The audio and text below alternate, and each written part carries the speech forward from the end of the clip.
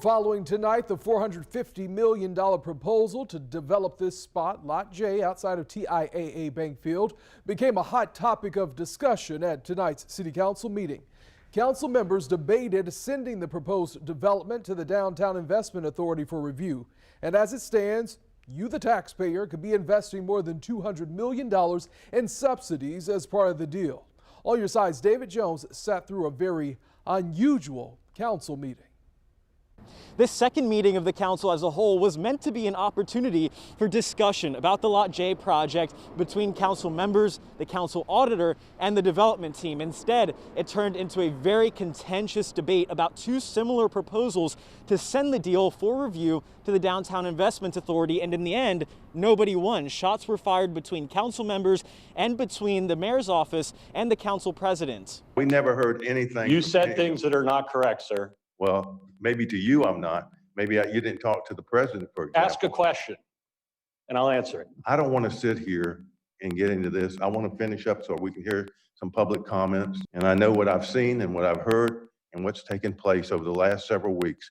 And I look at our council auditor to give us the answers, and she has no answers.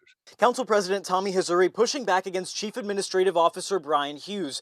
Hazouri saying prior to that interaction, quote, lackluster answers to the council auditor's questions were given too late and the mayor's office had not been responsive enough. Hughes saying they have been and that Hazouri disparaged the mayor, his office, and the development team. That wasn't all. Earlier, as Councilman Matt Carlucci prepared to explain his proposal to send the deal to the Downtown Investment Authority and how it differed from a similar proposal by Councilwoman Leanna Cumber, Councilman Bowman jumped in to object to the discussion. We need to dispose of the amendment offered by Ms. Cumber, Mr. Bowman. and then we can talk about the Okay, substitute. your point's not taken. So you've got the power to override our council rules. Is that what you're I'm telling not- me? I'm not Mr. going to sit President? here and debate you. This is not a debate. This is how we operate. I don't need to hear you yelling, as you always do. He's on the amendment, okay? And I'm asking him to explain what the difference is between You are this amendment. unprepared for this job. Thank you.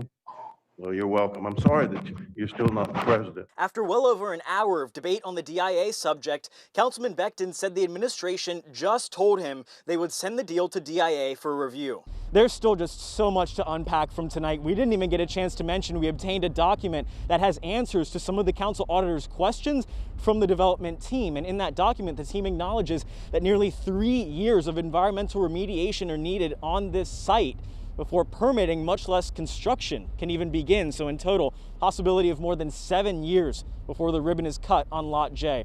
A lot to continue to dig into, but for now we're at Lot J. David Jones, First Coast News, on your side.